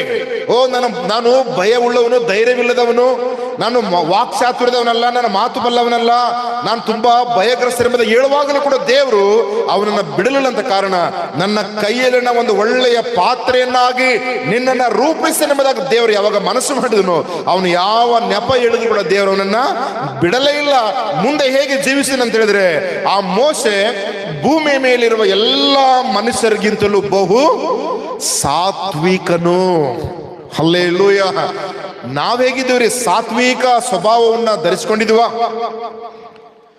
ನಾನು ದೇವರ ಮುಂದೆ ಹೇಗೆ ಜೀವಿಸ್ತಿದ್ದೇನೆ? ಸಾತ್ವಿಕವಾದ ಮನಸ್ಸು ನನ್ನಲ್ಲಿದ್ದಾನ? ಇದು ಉತ್ತಮವಾದ ಪಾತ್ರೆಯ ಕೆಲವು ಗುಣಲಕ್ಷಣಗಳು. ಉತ್ತಮವಾದ ಗುಣಲಕ್ಷಣೆಯ ಪಾತ್ರೆಗಳೇನ, ಉತ್ತಮವಾದ ಪಾತ್ರೆ ಆಗ್ಬೇಕಂದ್ರೆ ಅದರ ಗುಣಲಕ್ಷಣಗಳು ಏನಂತ ಹೇಳಿದ್ರೆ, ಒಂದು ದೇವರ ಮುಂದೆ ಶುದ್ಧವಾದ ಹೃದಯ, ದೇವರ ಮುಂದೆ ವಿಧೇಯತೆ, ದೇವರ ಮುಂದೆ ವಿನಯರಾಗಿ ಜೀವಿಸುವುದು, ಪವಿತ್ರವಾದ ಜೀವನ, ಆಮೇಲೆ ದೇವರ ಕಾರ್ಯಕ್ಕೆ ಯಾವಾಗಲೂ ಸಿದ್ಧರಾಗಿ ಜೀವಿಸುವಂಥದ್ದು. ಇದು ಮನಸ್ಸಲ್ಲಿ ಇಟ್ಕೊಂಡ್ರೆ ಯಾವಾಗಲೂ ಕೂಡ ದೇವರ ಕೆಲಸ ಅಂತ ಬಂತ ಹಿಂಜರಿಬೇಡ್ರಿ ಯಾರು ಸಹ. ಕೇಳಿಸ್ಕೊಳ್ಳಿ ಎಲ್ಲರೂ ಕೂಡ ಏನಂದ್ರೆ, ದೇವರ ಕಾರ್ಯ ಅಂತ ಬಂತ ಯಾರು ಕೂಡ ಹಿಂಜರಿಬೇಡ್ರಿ. ಯಾವ ವಿಷಯದಲ್ಲಿ ಹಿಂಜರಿಬೇಡ್ರಿ. ಯಾವುದಕ್ಕಾಗಿ ಬೇರೆ ವಿಷಯಗಳಿಗೆ ನನಗೆ ಆಗಲ್ಲ ಅಂತ ಹಿಂದ್ಕೋರಿ, ಓಕೆ, ಅದು ನೋ ಪ್ರಾಬ್ಲಮ್. ಬಟ್ ಆದ್ರೆ ದೇವರ ಕಾರ್ಯ ಅಂತ ಏನಾದ್ರೆ ಬಂದ್ರೆ, ದೇವರ ಮಹಿಮೆಗಾಗಿ ಮಾಡುವಂತ ಏನೋ ಒಂದು ಒಳ್ಳೆ ಅವಕಾಶ ದೇವರು ನಿಮಗೆ ಕೊಟ್ಟಿದ್ದಾನೆ ಅಂತ ಹೇಳಿದ್ರೆ, ನನಗೆ ಏನು ಸಾಧ್ಯ ಇದನೋ ಅದನ್ನು ಮಾಡ್ಲಿಕ್ಕೆ ನಾನು ಸಿದ್ಧಳಾಗಿದ್ದೇನೆ ಅಂತ ನೀವು ಒಪ್ಪಿಕೊಳ್ಳೋದಾದ್ರೆ ದೇವರು ನಿಮ್ಮನ್ನು ಮಾರ್ಪಡಿಸ್ತಾನ್ರಿ. ನಿಮ್ಮನ್ನು ಕೂಡ ಉತ್ತಮವಾದ ಬಳಕೆಗೆ ಯೋಗ್ಯವಾಗುವ ಪಾತ್ರನಾಗಿ ಮಾಡ್ತಾನೆ. ಆ ರೀತಿಯಲ್ಲಿ ದೇವರು ನಿಮ್ಮನ್ನ ರೆಡಿ ಮಾಡ್ತಾನ್ರಿ. ನನಗಾಗಲ್ಲ ಅಂತ ಕುಂತ್ರೆ ಅಲ್ಲೇ ಇರ್ತೀವಿ ನಾವೆಲ್ಲರೂ. ದೇವರೇ, ಮೋಶೆ ಎಕ್ಸಾಂಪಲ್, ಮೋಶೆ ಏನಂದ? ನಾನು ವಾಕ್ಚಾತುರ್ಯದವನಲ್ಲ ರೀ, ನಾನು ಧೈರ್ಯ, ನನಗೆ ಮಾತಾಡಕ್ಕಾಗಲ್ಲ, ನನ್ನ ನಾಲಿಗೆ ಮಂದವಾಗಿದೆ, ಎಷ್ಟೋ ನೆಪ ಹೇಳ್ತಾನೆ. ಹಂಗೆ ಹೇಳಿ ದೇವ್ರು ಬಿಟ್ಟವನಿಗೆ ಬಿಡಲ್ಲ ರೀ. ನೀವು ಹಂಗೆ ಹೇಳಕ್ ಹೋಗ್ಬಿಡ್ರಿ ದೇವ್ರ ಮುಂದೆ. ಯಾಕೆ?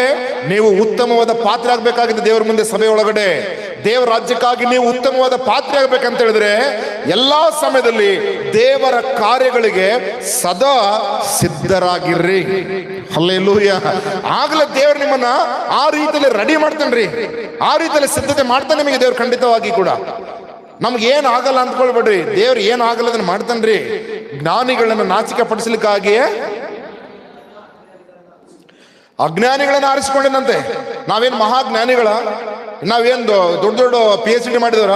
ಮಾಡಿರ್ಬೋದು, ಗೊತ್ತಿಲ್ಲ, ನನಗಿಂತ ಬುದ್ಧಿವಂತರೆಲ್ಲ ಇದ್ದೀರಿ. ಆ ಒಂದು ಜ್ಞಾನದ ಮಟ್ಟ ನಮ್ಮಲ್ಲಿ ಇಲ್ಲ. ನಾವು ಕೊಟ್ಟಿರುವಂತ ಜ್ಞಾನ ಬೇರೆ, ಒಬ್ಬೊಬ್ಬರ ಜ್ಞಾನ ಕೊಟ್ಟಿದ್ದಾನೆ. ಬಟ್ ಆದ್ರೆ ಜ್ಞಾನಿಗಳನ್ನು ನಾಚಿಕೆ ಪಡಿಸಲಿಕ್ಕಾಗಿ ಅಜ್ಞಾನಿಗಳಾಗಿದ್ದ ನಮ್ಮನ್ನು ಆರಿಸಿಕೊಂಡಂತೆ, ಬಲಿಷ್ಠರನ್ನ ನಾಚಿಕೆ ಪಡಿಸಲಿಕ್ಕಾಗಿ ಬಲಹೀನರಾಗಿರೋ ನಮ್ಮನ್ನು ಆರಿಸಿಕೊಂಡಂತೆ. ಅದಕ್ಕೆ ದೇವರೊಂದು ಒಪ್ಪಿಸ್ಕೊಡ್ರಿ. ಅದಕ್ಕೆ ದೇವರು ಹೇಳ್ತಾನೆ, ಈ ದಾವೀದನು ನನಗೆ ಒಪ್ಪುವ ಮನುಷ್ಯನು, ನನ್ನ ಇಷ್ಟಾರ್ಥವನ್ನೆಲ್ಲ ನೆರವೇರಿಸುವ. ಆಮೇಲೆ ಇಡೀ ಭೂಮಿ ಮೇಲೆ ಇವನಂತ ಸಾತ್ವಿಕನು ಯಾರು ಇಲ್ಲ ಎಂಬುದಾಗಿ ಮೋಶೆ ಬಗ್ಗೆ ಸಾಕ್ಷಿ ಹೇಳ್ತಾನೆ ದೇವರು. ಇವರೆಲ್ಲರೂ ಕೂಡ ಉತ್ತಮವಾದ ಪಾತ್ರೆಯಾಗಿ ಜೀವಿಸಿರುವಂತವರೇ. ನಾವು ಯಾಕೆ ಆಗ್ಬಾರ್ದಾಗಾದ್ರೆ? ನಾನು ಕೂಡ ಯಾಕೆ ನನ್ನ ಸಭೆ ಒಳಗಡೆ, ನನ್ನ ತಾಯಿ ಸಭೆ, ಇದು ಮೆಥಡಿಸ್ಟ್ ಸಭೆ, ನಾನು ಎಲ್ಲಿದ್ದೀನಿ ಈ ಸಭೆಗೆ ನನ್ನ ಮೂಲಕವಾಗಿ ದೇವರು ಅನೇಕ ಮಹಿಮೆಯಾದ ಕಾರ್ಯಗಳನ್ನು ಮಾಡಬೇಕು. ಎಷ್ಟೋ ಕಾರ್ಯಗಳು ನೀವು ಮಾಡಿದಿರಿ, ಇನ್ನು ಮಾಡ್ತೀರಿ, ಇನ್ನು ಹೆಚ್ಚಿನ ರೀತಿಯಲ್ಲಿ ದೇವರು ನಿಮ್ಮಿಂದ ಸೇವೆಯನ್ನು ತೆಗೆದುಕೊಳ್ತಾನ್ರಿ. ನೀವೆಷ್ಟೋ ಸೇವೆಗೆ ಸಹಕಾರ ನೀಡಿದಿರಿ, ಪ್ರೋತ್ಸಾಹ ಮಾಡಿದಿರಿ, ಏನೆಲ್ಲ ಮಾಡಿದ್ರಿ ನೀವು. ನಾನು ನೋಡಿದಾಗೆ 8 ತಿಂಗಳಲ್ಲೇ ಇನ್ನೂ ಕೂಡ ಹೆಚ್ಚಿನ ರೀತಿಯಲ್ಲಿ ಮಾಡ್ಲಿಕ್ಕೆ ದೇವರು ನಿಮ್ಮನ್ನ ಉಪಯೋಗ ಮಾಡ್ತಾನೆ. ನೀವು ಹಿಂಜರಿಬೇಡ್ರಿ. ಅದಕ್ಕೆ ಶುದ್ಧ ಹೃದಯ, ವಿಧೇಯತೆ, ಪವಿತ್ರ ಜೀವನ, ಆಮೇಲೆ ದೇವರ ಕಾರ್ಯಕ್ಕೆ ಸದಾ ಸಿದ್ಧರಾಗಿರ್ರಿ. ಆಗಲೇ ದೇವರು ನಿಮ್ಮನ್ನ ಉತ್ತಮವಾದ ಪಾತ್ರೆಯನ್ನಾಗಿ ತನ್ನ ಸಭೆಯಲ್ಲಿ ಆತನು ರೂಪಿಸುತ್ತಾನೆ. ಹಲ್ಲೆಲೂಯ. ಇದು ಉತ್ತಮವಾದ ಪಾತ್ರೆ ಬಗ್ಗೆ. ಆಮೇಲೆ ಹೀನವಾದ ಪಾತ್ರೆ ಬಗ್ಗೆ ನಾನು ಮುಕ್ತಾಯಗೊಳಿಸ್ತೀನಿ ಕೆಲವು ನಿಮಿಷಗಳಲ್ಲಿ, ಅತಿ ಬೇಗನೆ. ಏನಂತ ಹೇಳಿದ್ರೆ, ಹೀನವಾದ ಪಾತ್ರೆ ಅಂದ್ರೆ, ಹೀನವಾದ ಪಾತ್ರೆ ಬೈಬಲಲ್ಲಿ ಬರೆಯಲ್ಪಟ್ಟ ಹಾಗೆ, ಹೀನವಾದ ಪಾತ್ರೆ ಅಂದ್ರೆ ಎಲ್ಲ ಸಂದರ್ಭಗಳಲ್ಲಿ ದೇವರ ಇಚ್ಛೆಗೆ ವಿರುದ್ಧವಾಗಿ ಪಾಪದಲ್ಲಿ, ಅಶುದ್ಧತೆಯಲ್ಲಿ ಜೀವಿಸುವಂತ ವ್ಯಕ್ತಿ, ಅಗೌರವದ ಪಾತ್ರೆ ಆಗಿರುವಂತ ವ್ಯಕ್ತಿ.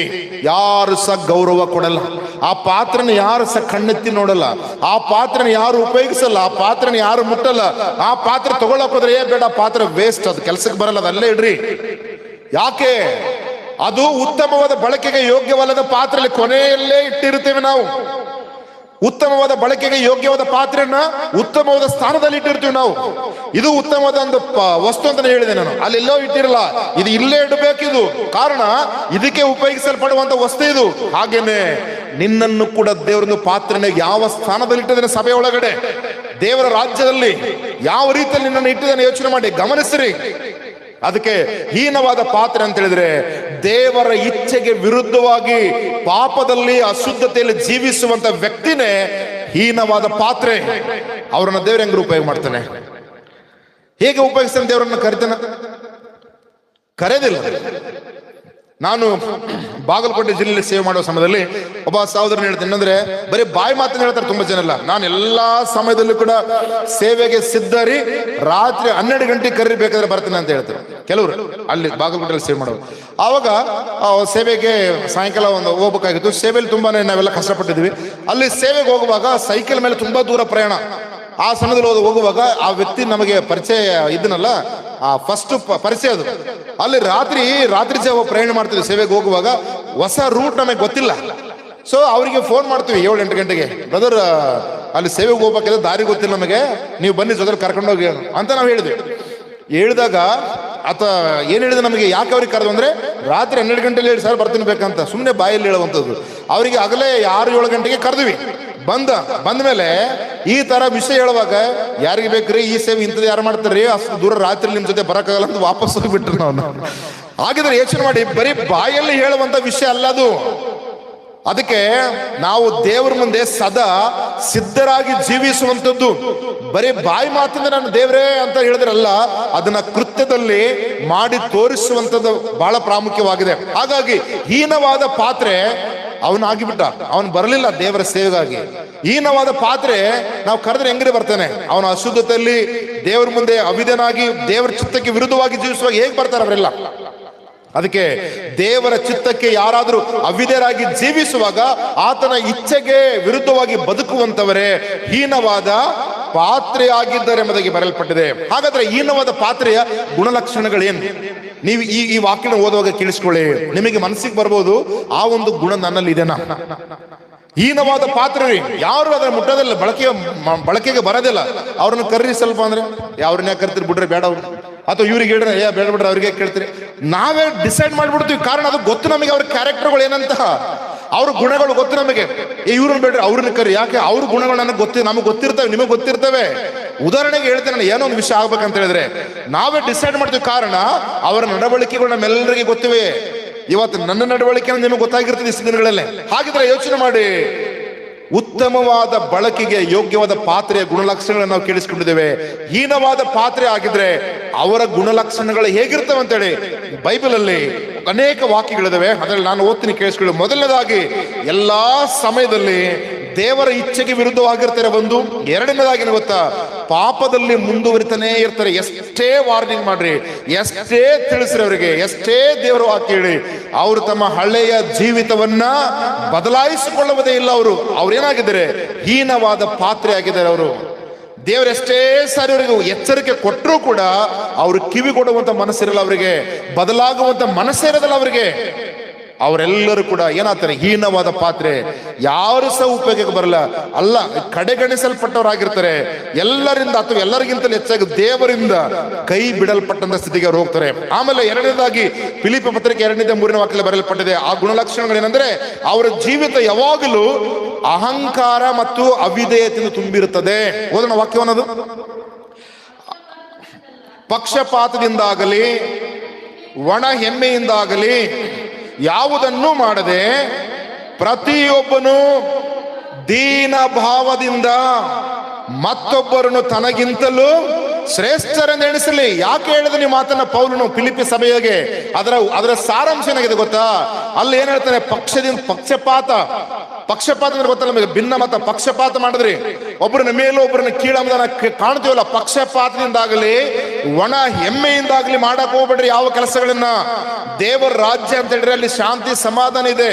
ದೇವರ ರಾಜ್ಯ ಅಂದ್ರೆ ಒಂದು ಯೂನಿಟಿ ಇದೆ. ದೇವರ ರಾಜ್ಯ ಅಂದ್ರೆ ಅಲ್ಲಿ ಏನಿದೆ ಗೊತ್ತಾ, ನೀತಿ ಇದೆ ಎಂಬುದ ಬೈಬಲ್ ಹೇಳ್ತದೆ. ಹಾಗಿರುವಾಗ ದೇವರ ರಾಜ್ಯದಲ್ಲಿ ಜೀವಿಸುವ ನಾವುಗಳು ಅಹಂಕಾರ ಮತ್ತು ಅವಿಧೇಯತೆಯಿಂದ ಜೀವಿಸುವಾಗ ನಾವು ಉತ್ತಮವಾದ ಪಾತ್ರೆ ಆಗೋದಿಲ್ರಿ. ಅದಕ್ಕೆ ಹೇಳ್ತಾನೆ, ಒಣ ಹೆಮ್ಮೆಯಿಂದಾಗಲಿ ಪಕ್ಷಪಾತದಿಂದ ಮಾಡಬೇಡ್ರಿ.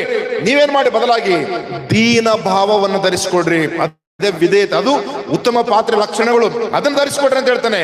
ದೀನ ಭಾವದಿಂದ ಮತ್ತೊಬ್ಬರನ್ನು ತನಗಿಂತಲೂ ಶ್ರೇಷ್ಠರೆಂಬುದಾಗಿ ಪರಿಗಣಿಸ್ರಿ. ನೀವು ನನಗಿಂತಲೂ ನೀವು ಒಳ್ಳೆಯವರು, ನನಗಿಂತಲೂ ನೀವು ಒಳ್ಳೆಯವರು, ನನಗಿಂತಲೂ ಜ್ಞಾನಿಗಳು ಎಂಬುದಾಗಿ ಹೇಳುವ ಆ ಒಂದು ದೀನ ಭಾವವನ್ನ ನೀವು ಧರಿಸಿಕೊಂಡ್ರೆ ನೀವು ಉತ್ತಮವಾದ ಬಳಕೆಗೆ ಯೋಗ್ಯವಾದ ಪಾತ್ರೆ ಆಗ್ತೀರಿ. ಇಲ್ಲ ಅಂತ ಹೇಳಿದ್ರೆ ಹೀನವಾದ ಪಾತ್ರೆ ಅಂತ ಹೇಳಿದ್ರೆ ಅದರ ಗುಣಲಕ್ಷಣಗಳೇ ಇವು. ಏನಂದ್ರೆ ಅಹಂಕಾರ, ಅವಿಧೇಯತೆ, ಪಾಪದಲ್ಲಿ ಮುಂದುವರಿಯುವಂಥದ್ದು, ದೇವರ ಇಚ್ಛೆಗೆ ವಿರುದ್ಧವಾಗಿ ಜೀವಿಸುವಂಥದ್ದು. ಆಮೇಲೆ ದೇವರ ಮಾತಿಗೆ ಕಿವಿಗೊಡದ ಹೃದಯ ಅಂತ ಬರೆಯಲ್ಪಟ್ಟಿದೆ. ದೇವರ ಮಾತಂದ್ರೆ ಏನ್ ಹೇಳ್ರಿ? ದೇವರ ಮಾತು ಇಲ್ಲಿದೆ ನಮಗೆ, ಪರಿಶುದ್ಧ ಬೈಬಲ್ ಅಲ್ಲಿ. ಎಲ್ಲರೂ ಜೋರಾಗಿಡ್ರಿ, ದೇವರ ಮಾತಂದ್ರೆ ಪರಿಶುದ್ಧ ಬೈಬಲ್. ದೇವರ ಮಾತಿಗೆ ಕಿವಿಗೊಡದ ಹೃದಯ ಉಳ್ಳವರೇ ಹೀನವಾದ ಪಾತ್ರೆ ಆಗಿದ್ದಾರೆ. ಜ್ಞಾನೋಕ್ತಿಗಳು 28:9 ಒಂದ್ಸಲ ಓದೋಣ. ಇನ್ನೊಂದೆರಡು ವಾಕ್ಯ ಇದೆ, ಓದಿ ಕೇಳಿಸ್ಕೊಳ್ಳುವ. ಜ್ಞಾನೋಕ್ತಿಗಳು 28:9 ವಾಕ್ಯದಲ್ಲಿ, ದೇವರ ಮಾತಿಗೆ ಯಾರು ಕಿವಿಗೊಡುವುದಿಲ್ಲವೋ ಅವ್ರೇನಾಗಿದ್ದಾರೆ ಗೊತ್ತಾ, ಹೀನವಾದ ಪಾತ್ರೆ ಆಗಿದ್ದಾರೆ. ಹಾಗಾದ್ರೆ ನಾವೇನಾಗಿದ್ದೀವಿ? ಹೀನವಾದ ಪಾತ್ರೆ ಆಗ್ಬೇಕಾ? ಇಲ್ಲ ರೀ, ಉಪಯೋಗಿಸಲ್ಪಡುವ ಉತ್ತಮವಾದ ಪಾತ್ರೆ ಆಗ್ಬೇಕಂತೆ. ಓದನ ವಚನ ಯಾರಿಗೆ ಸಿಗ್ಲಿಲ್ವಾ? ಈ ಧರ್ಮೋಪದೇಶಕ್ಕೆ, ದೇವರ ಮಾತುಗಳಿಗೆ ಕಿವಿಗೊಡದವರು ಮಾಡುವ ದೇವ ಪ್ರಾರ್ಥನೆಯು ಅಸಹ್ಯವಾಗಿದೆ ದೇವರಿಗೆ. ಎಲ್ಲರೂ ಗಮನಿಸ್ರಿ, ನಾವು ಏನ್ ಮಾಡ್ತೀವಿ ಗೊತ್ತಾ? ಪ್ರಾರ್ಥನೆ ಮಾಡ್ತೀವಿ ರೀ, ಎಲ್ಲಾ ಸಮಯದಲ್ಲಿ ಪ್ರಾರ್ಥನೆ ಮಾಡ್ತೀವಿ, ಈಗಲೂ ಪ್ರಾರ್ಥನೆ ಮಾಡ್ತಿದ್ವಿ. ಬಟ್ ಆದ್ರೆ ಆ ಪ್ರಾರ್ಥನೆ ದೇವರಿಗೆ ಅಸಹ್ಯವಾಗಬಾರ್ದು. ಆ ಪ್ರಾರ್ಥನೆ ದೇವರಿಗೆ ಇಷ್ಟವಾಗಬೇಕು. ಆ ಪ್ರಾರ್ಥನೆ ದೇವರಿಗೆ ಮಹಿಮೆ ತರುವಂತದ್ದಾಗಿರ್ಬೇಕು, ನಮಗೆ ಆಶೀರ್ವಾದವಾಗಿರ್ಬೇಕು. ಹಾಗಾದ್ರೆ ನಮ್ಮ ಪ್ರಾರ್ಥನೆಯು ದೇವರು ಕೇಳಿ ನಮ್ಮನ್ನು ಆಶೀರ್ವಾದ ಮಾಡ್ಬೇಕಂತ ಹೇಳಿದ್ರೆ ನಾವು ಮಾಡುವ ಪ್ರಾರ್ಥನೆ ಆತನಿಗೆ ಇಷ್ಟ ಆಗ್ಬೇಕ್ರಿ. ಆದ್ರೆ ಬೈಬಲ್ ಹೇಳ್ತದೆ, ದೇವರ ಮಾತಿಗೆ ಕಿವಿಗೊಡದೆ ಮಾಡುವ ಪ್ರಾರ್ಥನೆಯು ನನಗೆ ಅಸಹ್ಯವಾಗಿದೆ. ಹಾಗಾದ್ರೆ ನಮ್ಮ ಪ್ರಾರ್ಥನೆ ದೇವರಿಗೆ ಅಸಹ್ಯವಾಗಿದೆನಾ? ನಮ್ಮ ಪ್ರಾರ್ಥನೆ ದೇವರಿಗೆ ಇಷ್ಟವಾಗಿದೆನಾ? ಯೋಚನೆ ಮಾಡಿ ಒಂದ್ಸಾರಿ. ಒಂದ್ ವೇಳೆ ದೇವರ ಮಾತಿಗೆ ಕಿವಿಗೊಡದ ವ್ಯಕ್ತಿಯಾಗಿ ಜೀವಿಸ್ತಿದ್ದೆ ಆದ್ರೆ ನೀನು ಹೀನವಾದ ಪಾತ್ರೆಯಾಗಿದ್ದಿ. ಹೀನವಾದ ಪಾತ್ರೆಯಾಗಿ ಜೀವಿಸುವಾಗ ದೇವರು ಹೇಗಿರಿ ನಮ್ಮ ಪ್ರಾರ್ಥನೆ ಕೇಳ್ತಾನೆ, ಅದು ಅಸಹ್ಯವಾಗಿದೆ ನನಗೆ. ನಿಮ್ಮನ್ನು ನೋಡದಂತೆ ನನ್ನ ಕಣ್ಣುಗಳನ್ನು ನಿಮ್ಮಂದೆ ಮರೆ ಮಾಡಿಕೊಳ್ತೇನೆ ಎಂಬುದಾಗಿ ಹೇಳ್ತಾನೆ ದೇವರು. ಕಾರಣ ಏನಂತ ಹೇಳಿದ್ರೆ ನಿಮ್ಮ ಕೈಯಲ್ಲಿ ರಕ್ತ ತುಂಬಿದೆ, ನಿಮ್ಮ ಕೈಗಳು ಅಪರಾಧಗಳನ್ನು ತುಂಬಲ್ಪಟ್ಟು ಎಂಬುದಾಗಿ ಹೇಳ್ತಾನೆ. ಹಾಗಾದ್ರೆ ನಾನು ಹೀನವಾದ ಪಾತ್ರೆ ಆಗಬಾರದು. ಆಮೇಲೆ 4ನೇದಾಗಿ, ಸ್ವಾರ್ಥಪೂರ್ಣ ಜೀವನ ಜೀವಿಸುವಂತವರೇ ಹೀನವಾದ ಪಾತ್ರೆಯ ಗುಣಲಕ್ಷಣಗಳನ್ನು ಹೊಂದಿರುವಂತವರು, ಸ್ವಾರ್ಥದಲ್ಲಿ ಜೀವಿಸುವಂತವರು. ಸ್ವಾರ್ಥ ಪೂರ್ಣ ಅಂದ್ರೆ ಏನು ಗೊತ್ತಾ? ಬರೇ ಸ್ವಾರ್ಥಿಗಳಾಗಿ ಜೀವಿಸುವಂತದ್ರಿ. ಅದಕ್ಕೆ ಬೈಬಲಲ್ಲಿ ಬರೆಯಲ್ಪಟ್ಟಿದೆ, ನಿಮ್ಮಲ್ಲಿ ಪ್ರತಿಯೊಬ್ಬನು ಸ್ವಹಿತವನ್ನು ಮಾತ್ರವೇ ನೋಡದೆ ಪರಹಿತವನ್ನು ಸಹ ನೋಡಲಿ. ಅಲ್ಲಿ ನಿಸ್ವಾರ್ಥಿಗಳಾಗಿ ಜೀವಿಸಿರಿ. ನಿಸ್ವಾರ್ಥಿಗಳಾಗಿ ಯಾರು ಇರ್ತಾರೋ ಅವರು ಉತ್ತಮವಾದ ಬಳಕೆಗೆ ಯೋಗ್ಯವಾದ ಪಾತ್ರೆ ಆಗ್ತಾರೆ.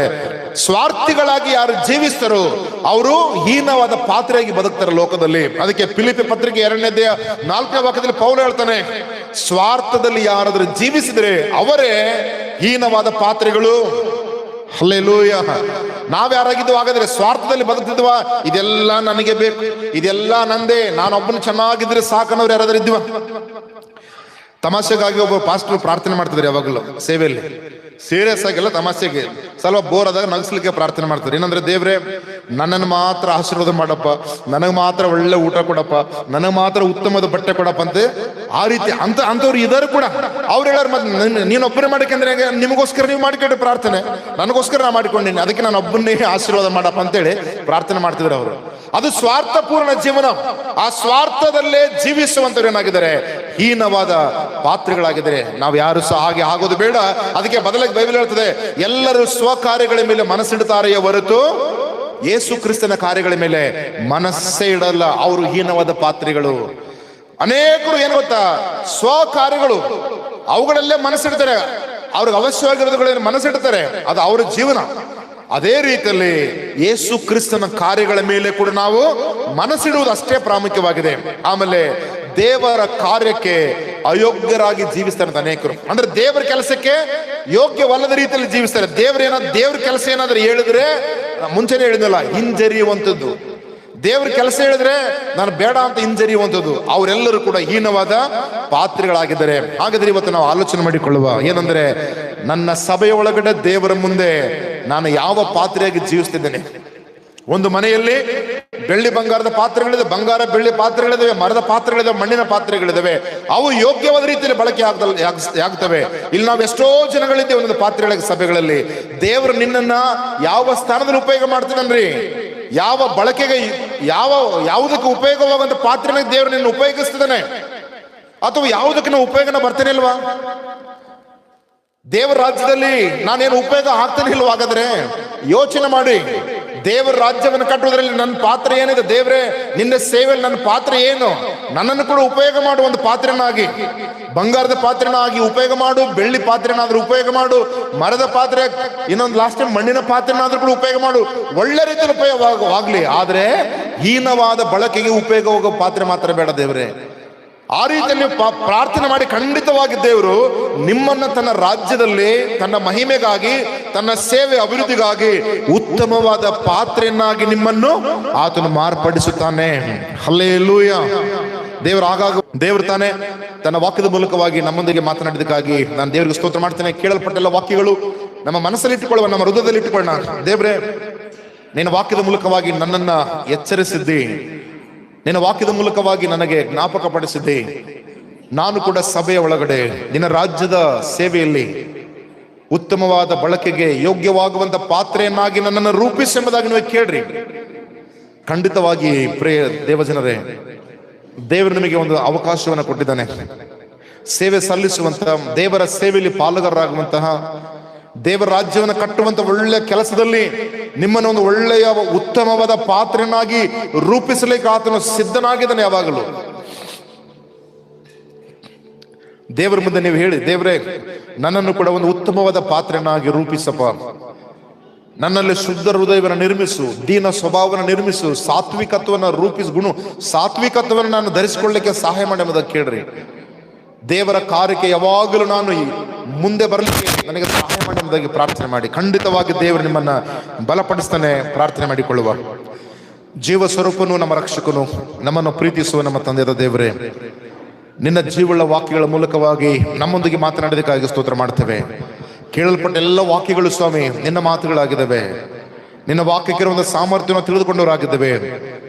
ನಮ್ಮೊಳಗೆ ಬೇರೂರಿರುವಂತಹ ಈ ವಾಕ್ಯಗಳಿಗೆ ನಮ್ರತೆಯಿಂದ ನಾವು ಎಡೆಗೊಟ್ಟಿದ್ದೇ ಆದ್ರೆ ನಿನ್ನ ವಾಕ್ಯಗಳು ನಮ್ಮ ಆತ್ಮಗಳನ್ನ ರಕ್ಷಿಸಲಿಕ್ಕೆ ಅದು ಸಾಮರ್ಥ್ಯ ಉಳ್ಳದೆಂಬುದಾಗಿ ನಮಗೆ ತೋರಿಸಿಕೊಟ್ಟಿದೆ. ಹೌದು ಕರ್ತನೆ, ನಿನ್ನ ವಾಕ್ಯಕ್ಕೆ ನಾವು ಕಿವಿಗೊಡುತ್ತೇವೆ. ನಮ್ಮ ಜೀವಿತವನ್ನು ಬದಲಾಯಿಸು ಸ್ವಾಮಿ, ನಮ್ಮ ಜೀವಿತವನ್ನು ಮಾರ್ಪಡಿಸು ಕರ್ತನೆ. ಸಭೆಯಲ್ಲಿ, ಸಭೆಯ ಒಳಗೆ, ಕರ್ತನೆ ಕುಟುಂಬದಲ್ಲಿ, ಸಮಾಜದಲ್ಲಿ, ದೇವರೇ ನಿನ್ನ ರಾಜ್ಯದ ಮಹಿಮೆಗಾಗಿ, ನಿನ್ನ ಸ್ವಾರ್ಥ ಸೇವೆಯಲ್ಲಿ ನಮ್ಮೆಲ್ಲರನ್ನ ದೇವರೇ ಉತ್ತಮವಾದ ಬಳಕೆಗೆ ಯೋಗ್ಯವಾದಂಥ ಪಾತ್ರೆಯನ್ನಾಗಿ ನೀನು ರೂಪಿಸೆಂಬುದಾಗಿ ನಾವು ಪ್ರಾರ್ಥನೆ ಮಾಡ್ತಿದ್ದೇವೆ. Thank you Jesus. ದೇವ, ನಿನಗೆ ಸ್ತೋತ್ರ ಮಾಡ್ತೇನೆ. ನಿನ್ನ ಕೃಪೆಗಾಗಿ, ನಿನ್ನ ನಡೆಸುವಿಗಾಗಿ ಸ್ತೋತ್ರವಾಗಲಿ. ದಾವೀದನು ಪ್ರಾರ್ಥಿಸಿದಂತೆ ನನ್ನಲ್ಲಿ ಶುದ್ಧ ಹೃದಯವನ್ನು ನಿರ್ಮಿಸೆಂಬುದಾಗಿ ದೇವರು ನಮ್ಮಲ್ಲಿ ಶುದ್ಧವಾದ ಹೃದಯವನ್ನು ದಯಪಾಲಿಸಿಕೊಡು. ನಿನ್ನ ಸೇವೆಯಲ್ಲಿ ನಮ್ಮನ್ನು ಅದ್ಭುತವಾದ ರೀತಿಯಲ್ಲಿ ಒಂದು ಒಳ್ಳೆಯ ಸಾಧನವನ್ನಾಗಿ ನಮ್ಮೆಲ್ಲರನ್ನ ದೇವರೇ ನೀನು ಉಪಯೋಗಿಸೆಂಬುದಾಗಿ ನಾವು ಪ್ರಾರ್ಥನೆ ಮಾಡುತ್ತೇವೆ. ಪಶ್ಚಾತ್ತಾಪದ ಮನಸ್ಸು, ಶುದ್ಧೀಕರಣದ ಮನಸ್ಸು, ವಿಧೇಯತೆಯ ಮನಸ್ಸು, ಪವಿತ್ರಾತ್ಮನ ಅನ್ಯೋನ್ಯತೆ ಯಾರಲ್ಲಿ ಇರ್ತದೋ ಅವರು ಉತ್ತಮವಾದ ಬಳಕೆಗೆ ಯೋಗ್ಯವಾಗುವ ಪಾತ್ರನಾಗಿ ನಾನು ರೂಪಿಸ್ತೇನೆಂಬುದಾಗಿ ಹೇಳಿದ ದೇವರೇ, ನಿನ್ನ ವಾಕ್ಯಗಳಿಗೆ ವಿಧೇಯರಾಗಿ ಪಶ್ಚಾತ್ತಾಪದೊಡನೆ ವಿಧೇಯತೆಯಿಂದ ಸ್ವಾಮಿ ನಮ್ಮನ್ನು ತಗ್ಗಿಸಿಕೊಂಡವರಾಗಿ ನಿನ್ನ ಮುಂದೆ ಬರ್ತೇವೆ. ನಮ್ಮೆಲ್ಲರನ್ನು ಆಶೀರ್ವದಿಸು, ಬಲಪಡಿಸು. ಯೇಸುವಿನ ನಾಮದಲ್ಲಿ ಪ್ರಾರ್ಥಿಸಿ ಬೇಡಿ ಹೊಂದಿದ್ದೇವೆ ನಮ್ಮ ತಂದೆಯೇ. ಎಲ್ಲರೂ ಹೇಳೋಣ ಆಮೇನ್.